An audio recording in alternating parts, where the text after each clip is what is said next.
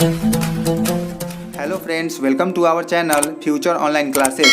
दोस्तों, आज के इस वीडियो में हम बात करेंगे डीएलएड सेकेंड ईयर से जुड़े पेपर S1 समकालीन भारतीय समाज में शिक्षा, उसके 5 प्रीवियस ईयर के प्रश्न को हम लोग आंसर के साथ देखेंगे इस वीडियो में। तो आप लोग वीडियो में बने रहे और वीडियो को ध्यान से देखें। यह प्रश्न आपके एग्जाम के लिए काफ़ी महत्वपूर्ण है और ये प्रश्न प्रीवियस ईयर में पूछे गए हैं। तो हम लोग इस वीडियो में आंसर के साथ इसको देखेंगे, तो आप लोग वीडियो में बने रहे और वीडियो को ध्यान से देखें। तो सबसे पहला हम लोग का आज का जो क्वेश्चन है वो कौन सा क्वेश्चन है? समावेशीकरण से आप क्या समझते हैं? ये क्वेश्चन आपके प्रीवियस ईयर में पूछे जाते हैं और बार बार ये रिपीट क्वेश्चन होते हैं। तो इसका आंसर हम लोग देखते हैं। समावेशीकरण एक ऐसी प्रक्रिया है जिसमें समाज के प्रत्येक जन को विकास के मुख्य धारा से जोड़ने का प्रयास किया जाता है। इसमें सामाजिक, आर्थिक, नैतिक, राजनैतिक एवं शैक्षिक आदि क्षेत्र शामिल होते हैं। समावेशीकरण क्या है? एक ऐसी प्रक्रिया है जिसमें समाज के प्रत्येक जन को क्या किया जाता है? विकास के मुख्य धारा से जोड़ा जाता है। जिसमें कौन से क्षेत्र शामिल होते हैं आपके? सामाजिक क्षेत्र, आर्थिक क्षेत्र, नैतिक क्षेत्र, राजनीतिक क्षेत्र एवं शैक्षिक क्षेत्र, सब क्या होते हैं इसमें शामिल होते हैं। हम लोग देखते हैं इसमें, आगे देखते हैं इसी प्रश्न के आंसर में एक एक करके सबको डिस्क्राइब करेंगे। तो सबसे पहले इसमें कौन सा पॉइंट है हम लोग का? सामाजिक। अपने समाज में विभिन्न धर्म, संप्रदाय, जाति के लोग रहते हैं। सभी को समाज में मिलजुल कर रहना चाहिए। जाति धर्म के आधार पर कोई भेदभाव नहीं होना चाहिए। अगर जाति धर्म, रंग, रूप आदि के आधार पर भेदभाव हो रहा है तो वहाँ पे हम लोग को क्या होना चाहिए? साथ देना चाहिए, ताकि ऐसा गलत काम नहीं हो। इससे हम लोग एक दूसरे से क्या होते हैं? प्रति गलत अवधारणा को बना लेते हैं।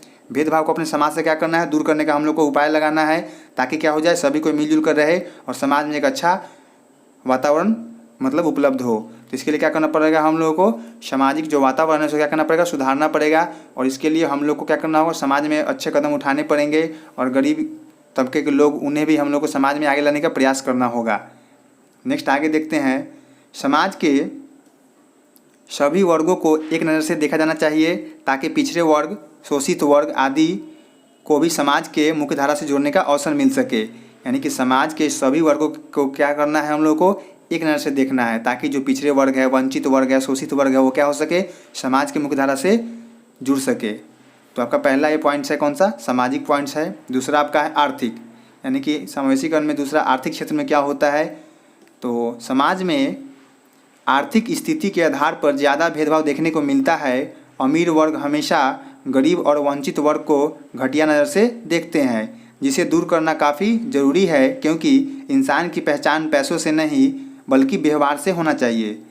आगे है इसमें लिखा हुआ, आर्थिक स्थिति कमज़ोर होने के कारण गरीब परिवार के बच्चे अच्छी शिक्षा से दूर रह जाते हैं। समाज के उच्च वर्ग, आर्थिक स्थिति से मजबूत लोग गरीब परिवार के बच्चों को शिक्षा के लिए जागरूक करें और जहाँ तक हो सके मदद भी करें, ताकि क्या हो जाए? जो गरीब परिवार है वो क्या हो सके? समावेशीकरण के माध्यम से क्या हो सके? वो लोग अपने शिक्षा से जुड़ सके। अगर उसका स्थिति, आर्थिक स्थिति अगर अच्छा नहीं है, फिर भी उसे शिक्षा क्या है और मिलने का सरकार द्वारा भी प्रावधान है। लेकिन वैसे वंचित वर्ग क्या हो जाते हैं? शिक्षा से दूर हो जाते हैं, ताकि क्योंकि उनके जो गार्जियन होते हैं क्या करते हैं? बच्चों को छोटे उम्र में काम पे लगा देते हैं।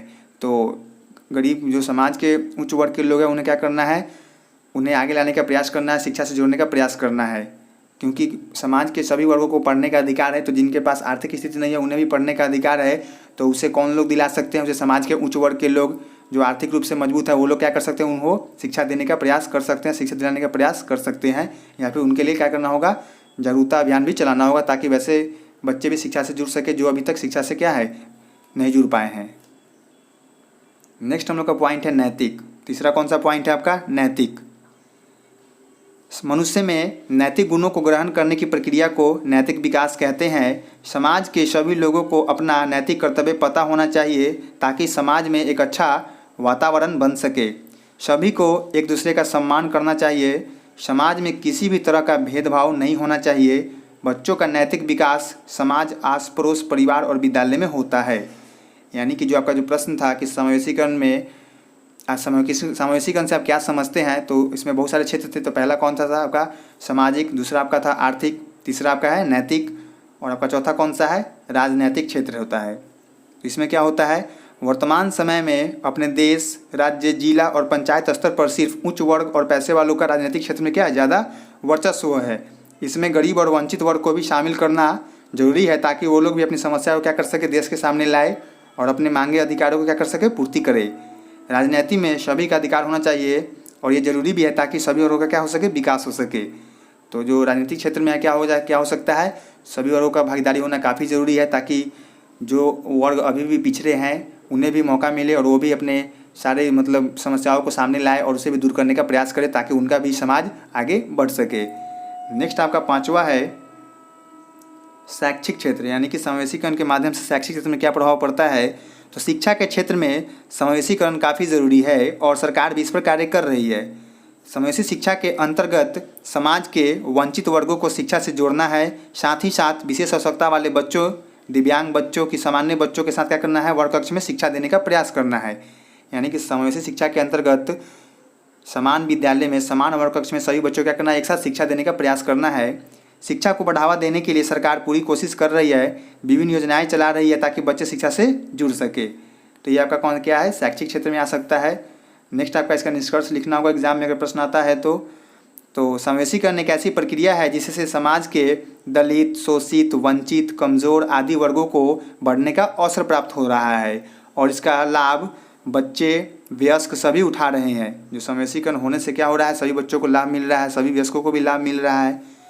समावेशीकरण होना जरूरी है और सभी क्षेत्रों में, तभी जाकर एक अच्छा समाज और राष्ट्र का निर्माण हो सकेगा। यानी कि समावेशीकरण के माध्यम से क्या होगा, एक अच्छा राष्ट्र का निर्माण हो सकता है, क्योंकि सभी को अधिकार जब मिलेगा, समान अवसर मिलेगा तो वो लोग भी अपने दायित्वों को पूरा करेंगे अच्छे से और समाज और देश का नाम क्या होगा, आगे बढ़ेगा और तभी जाकर समाज में क्या होगा, विकास देखने को मिलेगा। तो ये थे आपके पहला प्रश्न, समावेशीकरण से आप क्या समझते हैं। आपका दूसरा प्रश्न है शैक्षिक संदर्भ में विविधता से आप क्या समझते हैं। शैक्षिक संदर्भ में विविधता से आप लोग क्या समझते हैं। तो विविधता का अर्थ क्या होता है, योग्यता, लिंग, जाति, प्रजाति, भाषा, चिंतन स्तर, सामाजिक आर्थिक स्तर, विकलांगता, व्यवहार और धर्म से संबंधित होता है। लेकिन शिक्षा में विविधता देखने को मिलता है। सरकारी विद्यालय के बच्चे अच्छे से पढ़ नहीं पाते हैं, वही प्राइवेट स्कूल के बच्चे जो क्या होते हैं, अच्छे से पढ़ पाते हैं। सरकारी विद्यालय के बच्चे भी अच्छे करते हैं, लेकिन इस पर और ध्यान देने की ज़रूरत है ताकि वो अच्छा कर सके। यानी जो क्या है क्वेश्चन की शैक्षिक संदर्भ में विविधता से क्या समझते हैं।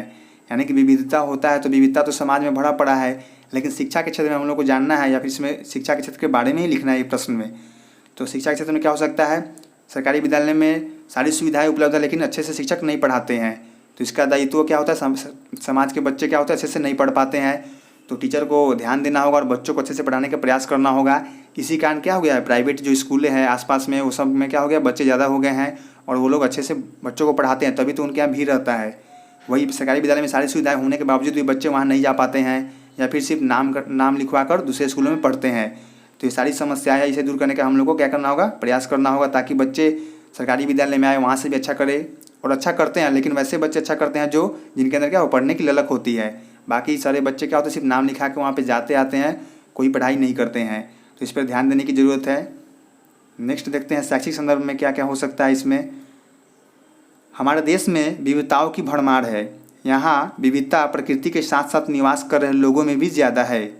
कई मान्यताओं, विश्वासों, लोक परंपराओं, पद्धतियों, रहन सहन, खान पान, वेशभूषा तथा अन्य कई सामाजिक सांस्कृतिक परंपराओं वाले लोग इस देश में निवास करते हैं। यानी जो हम लोग का जो भारत देश है, इसमें क्या होता है, विभिन्न समुदाय, जाति, धर्म, रहन सहन, खान पान, वेशभूषा, अन्य विभिन्न तरह के लोग यहाँ पे क्या करते हैं, निवास करते हैं। शिक्षा के संस्थानों में मौजूद लोग भी इसी विविधता को धारण किए हुए हैं। जो वर्तमान में जो शिक्षा के संस्थान है उसमें भी क्या है, ऐसे लोग वहाँ पे भी मौजूद है जो विविधता को बढ़ावा देते हैं। अंततः हमें शिक्षाई वातावरण में अवश्य इन विविधताओं का सम्मान करना चाहिए, क्योंकि विविधता इस समाज की क्या है, पूंजी है। इसका सौंदर्य है कि जिसे संजोना शिक्षा का दायित्व होना चाहिए। जो विविधता क्या एक तरह से देखा जाए तो अच्छा है, इसका बहुत सारे फायदे भी देखने को मिलता है। बच्चे या वयस्क क्या करते हैं, दूसरे धर्मों को सीखते हैं, उसके बारे में जानते हैं, एक दूसरे क्या करते हैं, रिस्पेक्ट करते हैं। तो विविधता भी काफ़ी ज़रूरी है। आप अपने विद्यालय में निरंतर इस प्रकार की विविधताओं का अनुभव करते होंगे। कल्पना कीजिए कि दो भिन्न आर्थिक स्थिति, वेशभूषा, खान पान या लोक परंपरा वाले विद्यार्थी में से कौन सा शिक्षक भेदभाव करना एवं असमान व्यवहार करना शुरू कर दे। यानी कि वर्ग कक्ष में दो तरह के बच्चे हैं, एक की आर्थिक स्थिति क्या अच्छी है और एक की नहीं अच्छी है, एक का वेशभूषा खान पान अच्छा है और दूसरे का नहीं है। अगर शिक्षक क्या करे, वहाँ पे भेदभाव करना चालू कर दे वहाँ पे, तो क्या है, गलत बात है। आगे देखते हैं इसमें क्या लिखा गया है।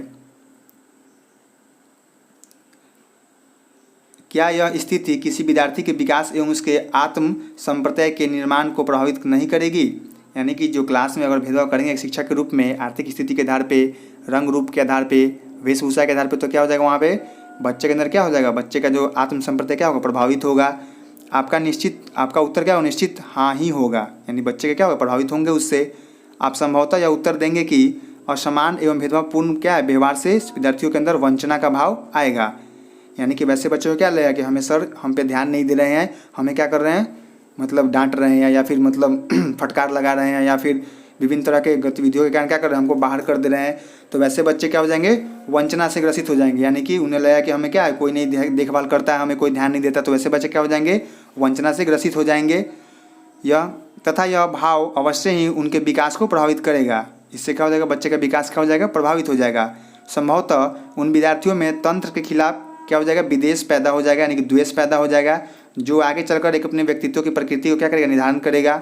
अंततः एक शिक्षक का दायित्व बनता है कि वह एक ऐसे समाज या ऐसे शिक्षाई माहौल का निर्माण करे जिसमें विविधताओं का सम्मान हो, किसी प्रकार की आत्म असमानता का व्यवहार न हो तथा एक समावेशी वातावरण में बच्चों को विकास करने का अवसर मिले। यानी कि एक शिक्षक को क्या करना है, एक ऐसे वातावरण का निर्माण करना है जिसमें क्या हो जाए, विविधता को भी महत्व मिले, असमानता को व्यवहार या फिर जो भी है समावेशी वातावरण का क्या हो, विकास हो। तो ये सब क्या करना होगा, शिक्षक को इस पर ध्यान देना होगा। इस प्रश्न के आप निष्कर्ष में लिख सकते हैं, शिक्षा के क्षेत्र में ज़्यादा विविधता नहीं होना चाहिए क्योंकि इससे बच्चे क्या होते हैं, प्रभावित होते हैं। सभी बच्चों को समान अवसर मिलना चाहिए। यानी शिक्षा के क्षेत्र में क्या करना है, बच्चों को क्लास में रंग रूप, वेशभूषा या फिर आर्थिक स्थिति के आधार पर भेदभाव नहीं करना है। इससे बच्चे क्या होते हैं, प्रभावित होते हैं और वंचना से ग्रसित हो जाते हैं और बच्चे शिक्षा को छोड़ देते हैं। तो इस पर ध्यान देने की ज़रूरत है। नेक्स्ट आपका तीसरा प्रश्न है आज का, भारतीय शैक्षिक व्यवस्था पर वैश्वीकरण का क्या प्रभाव पड़ा? यानी कि भारतीय शैक्षिक व्यवस्था पर वैश्वीकरण का क्या प्रभाव पड़ा। तो सबसे पहले इसमें लिखना होगा आपको वैश्वीकरण क्या होता है। तो वैश्वीकरण का शाब्दिक अर्थ स्थानीय या क्षेत्रीय वस्तुओं या घटनाओं के विश्व स्तर पर रूपांतर की प्रक्रिया है। वैश्वीकरण क्या है, एक स्थानीय या क्षेत्रीय वस्तुओं या घटनाओं के विश्व स्तर पर रूपांतर की प्रक्रिया है। इसे एक ऐसी प्रक्रिया का वर्णन करने के लिए भी प्रयुक्त किया जा सकता है जिसके द्वारा पूरे विश्व के लोग मिलकर एक समाज बनाते हैं तथा एक साथ कार्य करते हैं। यानी कि वैश्वीकरण में क्या होता है, पूरे देश मिलकर एक जगह क्या करते हैं, काम करते हैं, एक नया समाज बनाते हैं और एक साथ कार्य करने का प्रयास करते हैं। तो ये सब कहाँ पे होता है, आपका वैश्वीकरण में होता है। Professor SK. दुबे के अनुसार वैश्वीकरण के अंतर संबंध वे सभी शैक्षिक, सामाजिक एवं आर्थिक संक्रियाएँ हैं जो मानव कल्याण से संबंधित है। यानी कि वैश्वीकरण के अंतर्गत वे सभी शैक्षिक, सामाजिक एवं आर्थिक क्रियाएँ आती है जो मानव कल्याण से संबंधित है। यानी ये अगर प्रश्न एग्जाम में आता है तो सबसे पहले क्या लिखेंगे, वैश्वीकरण क्या होता है। फिर आपका क्या लिखेंगे, किसी भी एक मनोवैज्ञानिक की राय लिख सकते हैं कि उन्होंने क्या बोला है इस पर। नेक्स्ट आपका उत्तर में क्या होगा, वैश्वीकरण का शिक्षा पर क्या प्रभाव पड़ा। तो वैश्वीकरण ने अन्य क्षेत्रों के साथ साथ शिक्षा को भी काफ़ी प्रभावित किया। यद्यपि वैश्वीकरण आर्थिक सुधारों से जुड़ी प्रक्रिया है। वैश्वीकरण क्या है, आर्थिक सुधारों से जुड़ी एक प्रक्रिया है, किंतु विश्व व्यापार संगठन के समझौते पर भारत द्वारा हस्ताक्षर करने पर शिक्षा भी व्यापार या आर्थिक महत्व का विषय बन गई है। शिक्षा पर वैश्वीकरण का सकारात्मक प्रभाव भी पड़ा है। वैश्वीकरण का क्या हुआ, शिक्षा पर सकारात्मक प्रभाव भी देखने को मिला है। आगे देखते हैं इसी प्रश्न का आंसर क्या होगा। अंतर्राष्ट्रीय प्रतिस्पर्धा में कुछ शिक्षण संस्थानों ने अपने शैक्षिक स्तर में सुधार कर विश्व के सर्वश्रेष्ठतम शिक्षण संस्थानों में स्वयं को सम्मिलित कर लिया है। यानी कि वैश्वीकरण से क्या हुआ है, बहुत सारे शिक्षण जो संस्थान है क्या किया, अपने शैक्षिक स्तर में क्या किया, सुधार किया है और विश्व के जो भी मतलब शिक्षण संस्थान उसमें क्या किया, अपने आप को वहाँ पे शामिल किया है, अपने आप को वहाँ पे दर्ज कराया है तथा उनसे निकले विद्यार्थियों ने अपनी प्रतिभा एवं योग्यता के आधार पर अपने को संपूर्ण विश्व में स्थापित किया है। और वहाँ से जो विद्यार्थी पढ़ के निकले हैं वो क्या किए, अपनी प्रतिभा के दम पे, अपनी योग्यता के आधार पे क्या किए हैं, संपूर्ण विश्व में अपने आप को स्थापित किए हैं। शिक्षा के वैश्वीकरण ने अनेक नवीन आयामों को जन्म दिया है। शिक्षा में जो वैश्वीकरण देखने को मिला है उससे क्या हुआ, बहुत सारे नया चीज़ देखने को आपको मिला है। पाठ्यक्रम, शिक्षण विधियाँ एवं मूल्यांकन प्रणाली में सुधार आया है। शिक्षा में सूचना एवं संप्रेषण की नवीनतम तकनीक का प्रयोग किया जा रहा है। तो आपके आंसर में ये सब हो सकता है। लास्ट में को क्या लिखना होगा, लास्ट में आपको इस प्रश्न का निष्कर्ष लिखना होगा। शिक्षा के वैश्वीकरण से ज्ञान का प्रसार बहुत तेज़ी से हो रहा है। शिक्षा के वैश्वीकरण से क्या हो रहा है, ज्ञान का प्रसार बहुत तेज़ी से हो रहा है। इसके द्वारा बौद्धिक संपदा का विस्तार, विकसित एवं विकासशील देशों की शिक्षा व्यवस्था में समन्वय स्थापित हो रहा है। इससे क्या हो रहा है? बौद्धिक संपदा का विकास हो रहा है, विस्तार हो रहा है, विकासशील देशों की शिक्षा में क्या हो रही है? व्यवस्था में सुधार भी हो रही है। विश्व के वैश्वीकरण यानी शिक्षा के वैश्वीकरण से संचार साधनों का उपयोग, शिक्षा तकनीकी एवं संप्रेषण का माध्यम का भी क्या हुआ है? आसान हुआ है और उसका भी विकास देखने को मिला है। तो ये आपका तीसरा प्रश्न का आंसर था। अब हम लोग का चौथा प्रश्न क्या है? कक्षा कक्ष में विविधता क्यों महत्वपूर्ण है? यानी कि क्लास में विविधता क्यों महत्वपूर्ण है? तो सबसे पहले लिखेंगे विविधता क्या होता है।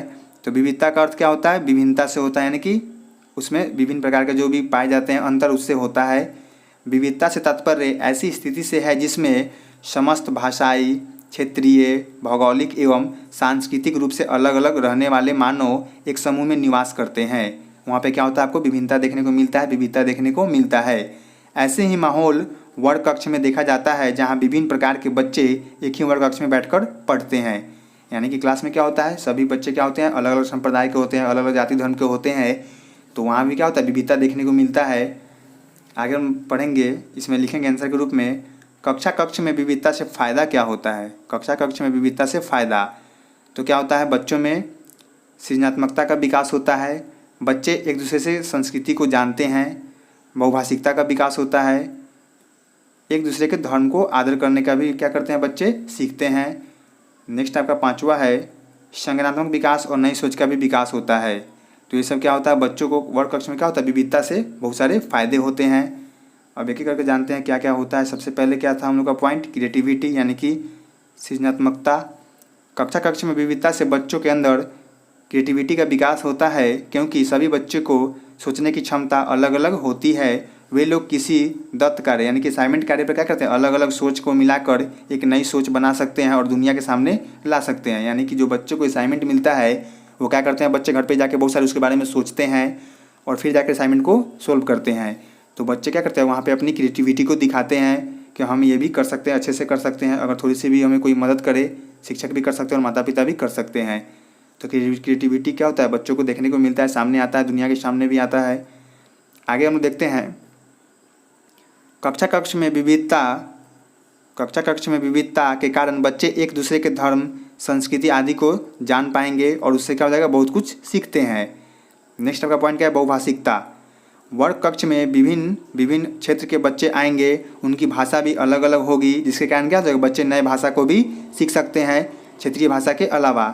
शिक्षक भी क्लास में बहुभाषिकता का प्रयोग कर पढ़ाएंगे ताकि बच्चे सही चीज़ों को क्या करें? आसानी से समझ सके। तो क्लास में विविधता का क्या होता है? बहुत सारे फायदे होते हैं, जिसमें आपका तीसरा क्या है? बहुभाषिकता होता है, उससे भी बच्चों को फायदा मिलता है। चौथा आपका क्या है? संज्ञानात्मक विकास एवं नई सोच में भी बच्चों को बढ़ावा मिलती है। कक्षा कक्ष में विविधता के कारण बच्चे के अंदर विभिन्न तरह के संज्ञान सीखने को मिलेगा एवं अपनी सोच को भी समूह में रहकर क्या कर सकते हैं? बच्चे बढ़ा सकते हैं।